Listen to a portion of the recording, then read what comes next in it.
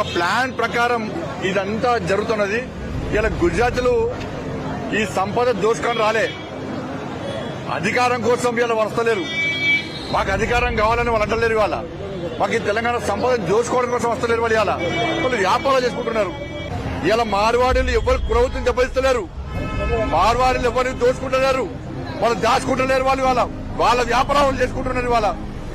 ఇవాళ గుజరాతీలు హిందూ ధర్మాన్ని, సనాతన ధర్మాన్ని కాపాడే వ్యక్తులు కాబట్టి వాళ్ళందరూ భారతీయ జనతా పార్టీకి అనుకూలంగా ఉంటారు, హిందూ ధర్మానికి అనుకూలంగా ఉంటారని చెప్పి ఒక ప్లాన్ ప్రకారం ఇదంతా జరుగుతున్నది.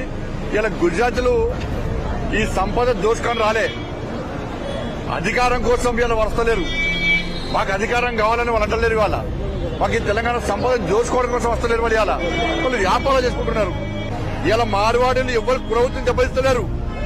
మార్వాడీలు ఎవరిని దోచుకుంటున్నారు, వాళ్ళు దాచుకుంటలేరు. వాళ్ళ వ్యాపారాలు చేసుకుంటున్నారు.